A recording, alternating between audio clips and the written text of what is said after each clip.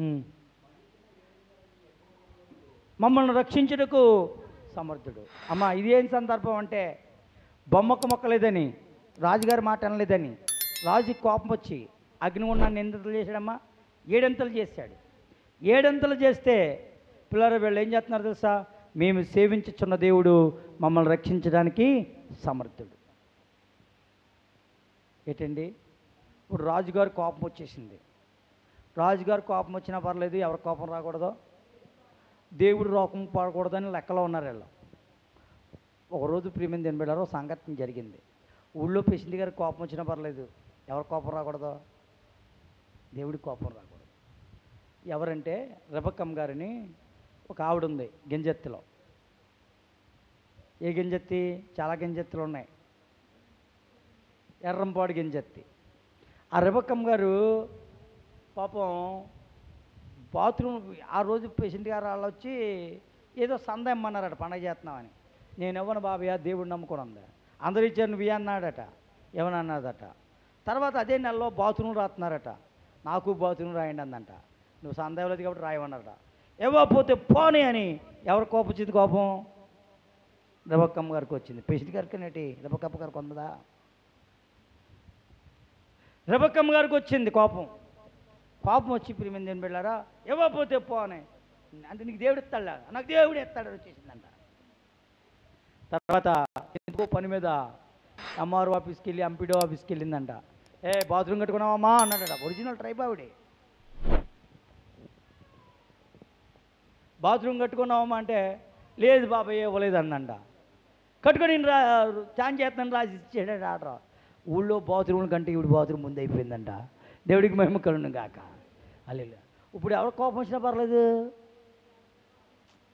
ఊళ్ళో రాజుగారి కోపం వచ్చినా కోపం పర్లేదు, కానీ దేవుడికి కోపం రాకూడదు. ఇప్పుడు రాజుగారి కోపం వచ్చి అగ్గి 7 చేసి అందులో వేసాడు. ఎవరినే? శద్రకు మెస్సికు అబేద్నెగో. ఇప్పుడు రాజుగారికి ఎంతమంది కనపడుతున్నాడట? 25వ వచనం నుంచి చదవండి. 3వ అధ్యాయం 25వ వచనం.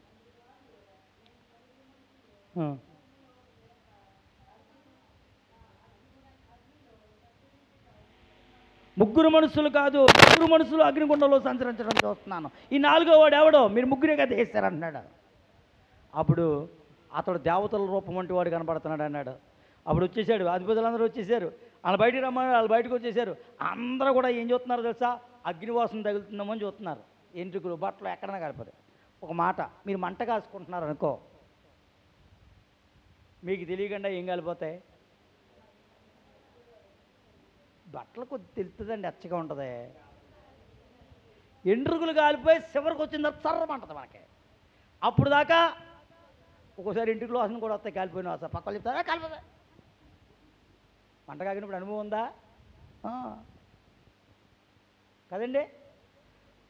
ఎండ్రుకులు కాలిపోతాయి అంటే ఇప్పుడు తల వెంట్రుకలు కాలిపోతాయి. ఎలా కాలిపోతాయి చెప్పండి? ఒక మాట, మొన్న నేను శవం కాలటం చూశాను, 7వ తరగతిలో చూశాను.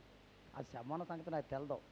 తర్వాత మా బావ కూడా వెళ్ళిపోతూ ఉంటే అప్పుడు ఒక లెక్క వేసాడు, ఇప్పుడు కూడా మర్చిపోను. పెన్ను పెన్సిల్ ఖరీదు ₹10. పెన్ను ఖరీదు పెన్సిల్ ఖరీదు కన్నా రూపాయి ఎక్కువ, పెన్ను ఖరీదు అంతా పెన్సిల్ ఖరీదు అంతా అంటే ఆ లెక్కలు చూసుకుంటాం. పండగ అనమాట. అక్కడేమో నక్కరోజీలో ఏం వేస్తున్నారంటే కోడిపందులు ఆడతారు. మేము వెళ్ళిపోతున్నాం, చేలోకి వెళ్ళి అలా వెళ్తాం కదా. ఈ లెక్క తీసుకుంటూ పోతున్నాను, లెక్క అడిగాడు, ఆ లెక్క చూసుకుంటూ పోతున్నాను, ఆలోచించుకుంటాను. కరెక్ట్గా గడ్డొచ్చింది. పండగ టైంలో అందరూ మంట వేసుకుంటారు కదా. నేను అన్నాను, బావా బావా పటాలు పొద్దున్నే వేస్తారు కానీ మంట మధ్యాహ్నం వేసుకుంటున్నారు బావ అన్నాను.